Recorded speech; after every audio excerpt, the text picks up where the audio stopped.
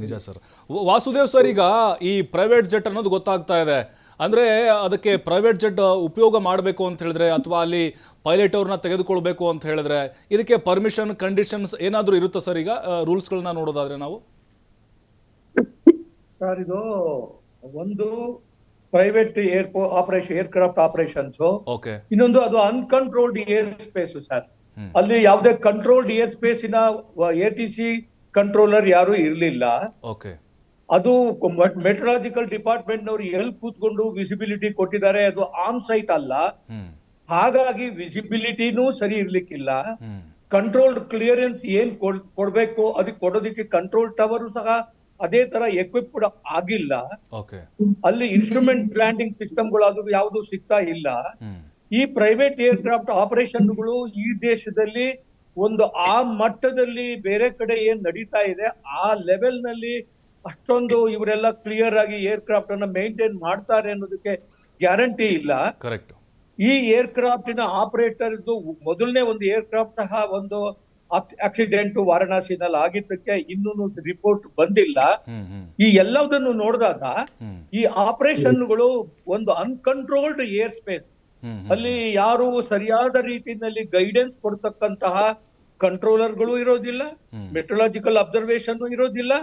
ಆಮೇಲೆ ಆ ಒಂದು ಸ್ಪೀಡ್ ನಲ್ಲಿ ಬಂಬಾರ್ಡಿಯರ್ ಏರ್ಕ್ರಾಫ್ಟ್ ಏನ್ ಬರ್ತಾ ಇದೆ, ಅವರು ಮೊದಲನೇ ಸತಿ ರನ್ವೇ ಸೈಟ್ ಆಗಿದೆ ಅಂತ ಹೇಳಿ ಈ visual operation visual flight rules ನಲ್ಲಿ ಬರ್ತಕ್ಕಂಥವ್ರಿಗೆ ಮಿನಿಮಮ್ 5 ಕಿಲೋಮೀಟರ್ ವಿಸಿಬಿಲಿಟಿ ಇದ್ರು ಅವರು 3 ಕಿಲೋಮೀಟರ್ ಗೆ ಬಂದಾಗ at least if at all he is able to see 1.5 nautical miles in front of him ಅಂತ ಅನ್ನೋದನ್ನ ನೋಡಕ್ ಆಗ್ತಾ ಇದೆಯಾ ಅನ್ನೋದಕ್ಕೂ ಗ್ಯಾರಂಟಿ ಇಲ್ಲ.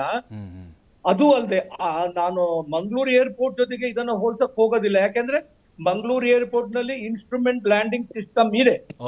ಇಲ್ಲಿ ಇನ್ಸ್ಟ್ರೂಮೆಂಟ್ ಲ್ಯಾಂಡಿಂಗ್ ಸಿಸ್ಟಮ್ ಇನ ಯಾವುದೇ ಗೈಡೆನ್ಸ್ ಇರ್ಲಿಲ್ಲ ಸರ್. ಆದ್ರೆ ಇದಕ್ಕೆ ಕಂಟಿನ್ಯೂಯಸ್ ರನ್ವೇಗೆ ಲ್ಯಾಂಡ್ ಸ್ಟ್ರೆಚ್ ಇರೋದ್ರಿಂದ ಇದನ್ನ ನಾನು ಇದನ್ನ ಯಾಕೆ ಟೇಬಲ್ ಟಾಪ್ ಅಂತ ಹೇಳ್ತಾರೆ ನನಗೆ ಗೊತ್ತಿಲ್ಲ.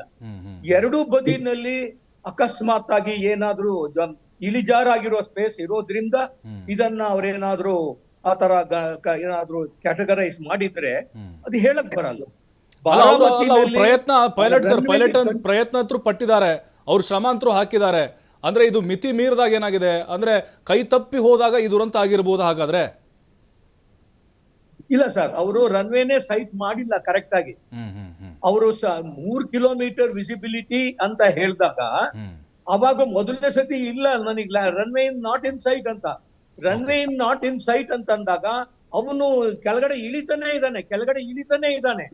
ಆ ಇಳಿತಾ ಇರೋದು ರನ್ವೇಯ ಎಲಿವೇಶನ್ ಗಿಂತಲೂ ಕಡಿಮೆ ಲೆವೆಲ್ ನಲ್ಲಿ ಬಂದು ಇಳಿದಿದ್ರೆ, ಹತ್ರದಲ್ಲಿದ್ರೆ, ರನ್ವೇನ ಸಡನ್ ಆಗಿ ಸೈಡ್ ಅವನು ವಿಜುವಲೈಸ್ ಮಾಡಿದ್ರೆ ಅವನಿಗೆ ಅದನ್ನ ಆ ಸ್ಪೀಡ್ ನಲ್ಲಿ ರನ್ವೇ ನಲ್ಲಿ ಲ್ಯಾಂಡ್ ಮಾಡಕ್ಕೆ ಆಗ್ಲಿಲ್ಲ. That is the possibility, sir. I don't think any other reason can contribute to this accident. ನಿಜ. ಮೋಹನ್ ಅವರೇ, ಈಗ ಈ ಪ್ರೈವೇಟ್ ಜೆಟ್ ಏನಿದೆ ಅದು ಬಹಳ ವರ್ಷಗಳ ಹಳೆಯದು, ಸುಮಾರು 16-20 ವರ್ಷದ ಹಳೆಯದು. ಬಟ್ ಈಗ ಆ ಕಂಪನಿ ನೋಡಿ ಇವರು ನಿರ್ಧಾರ ಮಾಡಬೇಕು ಅಂತ ಅಂದ್ರೆ ಗುಣಮಟ್ಟ ನೋಡಿ ಅಜಿತ್ ಪವಾರ್ ಅವರು ಅಥವಾ ಅವ್ರ ಸಲಹೆಗಾರರು ಅವ್ರಿಗೆ ಸಲಹೆಗಳನ್ನ ಕೊಡ್ಬೋದಿತ್ತು ಅಂತ ಹೇಳಿ, ಅಂದ್ರೆ ಈ ಫ್ಲೈಟ್ ನ ಆಯ್ಕೆ ಮಾಡ್ಕೊಳ್ಳುವಾಗ ತರಾತುರಿಯಲ್ಲಿ ಅವಸರ ಮಾಡಿದ್ರು ಅಂತ ಅನ್ಸುತ್ತಾ? ನೋಡಿ, ಎರಡೂ ಎಕ್ಸ್ಪರ್ಟ್ಸ್ ಗೆ ನಮಸ್ಕಾರ. ಅವ್ರ ಎರಡೂ ಎಕ್ಸ್ಪರ್ಟ್ಸ್ ತುಂಬಾ ಚೆನ್ನಾಗಿ ನಿಮ್ಗೆ ಎಕ್ಸ್ಪ್ಲೇನ್ ಮಾಡಿ ಹೇಳಿದ್ದಾರೆ. ಇದೇನ್ ಏರ್ಕ್ರಾಫ್ಟ್ ಡಿಸೆಂಟ್ ಆಗ್ತಾ ಇತ್ತು, ಡಿಸೆಂಟ್ ಆಗ್ಬೇಕಾದ್ರೆ ಒಂದು 150 ಕಿಲೋಮೀಟರ್ಸ್ ಇಂದ ಡಿಸೆಂಟ್ ಆಗ್ತಾನೆ ಬರ್ತದೆ. ಯಾವಾಗ ಅದು ಗ್ರೌಂಡಿಗೆ ಟಚ್ ಆಯ್ತು, ರನ್ವೇ ಮಿಸ್ಕ್ಯಾಲ್ಕುಲೇಷನ್ ಮಾಡಿದಾಗ ಏರ್ಕ್ರಾಫ್ಟ್ ನಲ್ಲಿ ಯೂಸ್ ಮಾಡುವ ಫ್ಯೂಯಲ್ಗೆ ನಾವು ATF ಅಂತ ಕರಿತೇವೆ, aviation turbine fuel. Aviation turbine fuel ನಮ್ಮ ನಾರ್ಮಲ್ ಡೀಸೆಲ್ ಪೆಟ್ರೋಲ್ ಗಿಂತ 100% ಅದರ ಎನರ್ಜಿ ಜಾಸ್ತಿ ಇದೆ. ಯಾಕಂದ್ರೆ ರೋಟರ್ ಆಪರೇಟ್ ಮಾಡಿ ಸ್ಟ್ರೆಂತ್ ನಿಂದ ಟೇಕ್ ಆಫ್ ಮಾಡ್ಬೇಕಾಗ್ತದೆ ಈ ಏರ್ಕ್ರಾಫ್ಟ್. ಅವಾಗ ಅದ್ರ ಸ್ಟ್ರೆಂತ್ ಇಷ್ಟು ದೊಡ್ಡ ಮಟ್ಟಿಗೆ ಇದೆ ಅಂತಂದ್ರೆ, ನನಗೆ DCM ಪವಾರ್ ಅವರು ಮತ್ತೆ ಅವ್ರ ಜೊತೆ ಇದ್ದ 5 ಜನ ಸ್ಥಳದಲ್ಲಿ ಮೃತಪಟ್ಟು ಅವರು ಕಲ್ಲಾಗಿ ಇಡ್ಲಿ ತರ ಆಗ್ಬಿಟ್ಟಿದ್ದಾರೆ. ವಾಚ್ ನಿಂದ ಅವರು ರಿಕಗ್ನೈಸ್ ಆಗಿದ್ದಾರೆ ಅಂದಾಗ ಸರ್ವೈವಲ್ ಈ ತರ ಆಕ್ಸಿಡೆಂಟ್ ನಲ್ಲಿ ತುಂಬಾ ಕಡಿಮೆ, ಇಟ್ ಇಸ್ ಆಲ್ಮೋಸ್ಟ್ 0. ಓಕೆ. ಆದ್ರೆ ಈ ಏರ್ಕ್ರಾಫ್ಟ್ ಅನ್ನ ಸೆಲೆಕ್ಟ್ ಮಾಡ್ಬೇಕು, ಯಾವ ಏರ್ಕ್ರಾಫ್ಟ್ ಅನ್ನ ಸೆಲೆಕ್ಟ್ ಮಾಡ್ಬೇಕು ಸರ್, ಇವರು ರಾಜಕಾರಣಿಗಳು, ಇವ್ರಿಗೆ ಜನರ ಮತ ಬೇಕು, ಇವ್ರಿಗೆ ಜನರ ಹತ್ರ ಹೋಗಿ ಭಾಷಣ ಮಾಡೋದು ತರಾತುರಿ ಇರ್ತದೆ. ಕರೆಕ್ಟ್. ನಾವೊಂದು ಹೇಳ್ತೇನೆ ಸರ್ ನಿಮ್ಗೆ, ಈ ಇನ್ಸಿಡೆಂಟ್ ಗೆ ನನ್ಗೆ ಭಾವಪೂರ್ಣ ಶ್ರದ್ಧಾಂಜಲಿ ಅಜಿತ್ ಪವಾರ್ ಅವ್ರಿಗೆ. ಇದೇ ಏರ್ಕ್ರಾಫ್ಟ್ ವಿಸಿಬಿಲಿಟಿ ಇಲ್ಲ ಅಂತ ಹೇಳಿ ಕ್ರಾಶ್ ಲ್ಯಾಂಡಿಂಗ್ ಪಕ್ಕದ ಹಳ್ಳಿಯಲ್ಲಿ ಆಗಿದ್ರೆ, ಹಳ್ಳಿಯಲ್ಲಿ ಇರುವ ಗ್ಯಾಸ್ ಸಿಲಿಂಡರ್ ಮೇಲೆ ಇದು ಬೆಂಕಿ ತಗಲಿದ್ರೆ ಯಾವ ಲೆವೆಲ್ ನಲ್ಲಿ ಅನಾಹುತ ಆ ಹಳ್ಳಿದ ಆಗ್ತಿತ್ತು, ಎಷ್ಟು ಮಟೀರಿಯಲ್ ಡ್ಯಾಮೇಜ್. ಮತ್ತು ಇದಕ್ಕೆ ಸರ್ ಹೇಳ್ದಂಗೆ ಆಡಿಟೇ ಇಲ್ಲ, ಏರ್ಕ್ರಾಫ್ಟ್ ಇಂದ ಆಡಿಟ್ ಇಲ್ಲ. ನಿಮ್ಮ ಜಕ್ಕೂರ್ನಲ್ಲಿ, ನಿಮ್ಮ ಯಲಹಂಕದಲ್ಲಿ ಇವ್ರ ಹತ್ರ ಫಿಗರ್ಸ್ ಎಲ್ಲ ಎಷ್ಟು ಪ್ರೈವೇಟ್ ಏರ್ಕ್ರಾಫ್ಟ್ಸ್ ಇದಾವೆ, ಅವ್ರು ಎಲ್ಲಿಂದ ಬಂದಿದ್ದಾವೆ, ಅದರ ಮೇಕ್ ಏನು, ಅದರ ಮೇಡ್ ಏನು, ಅದರ SOP ಇಲ್ಲ, ಅದರ ಫಿಸಿಬಿಲಿಟಿ ರಿಪೋರ್ಟ್ನೇ ಇಲ್ಲ. ಕೋರ್ಟ್ ತಗೋಬೇಕು, ಪ್ರೈವೇಟ್ ಏರ್ಕ್ರಾಫ್ಟ್ ಹತ್ತಬೇಕು, ಅದರಲ್ಲಿ ಏನಾದ್ರು ತುಂಬ್ಕೋಬೇಕು, ಹೋಗ್ಬೇಕು, ಅದು ಹಂಚಬೇಕು.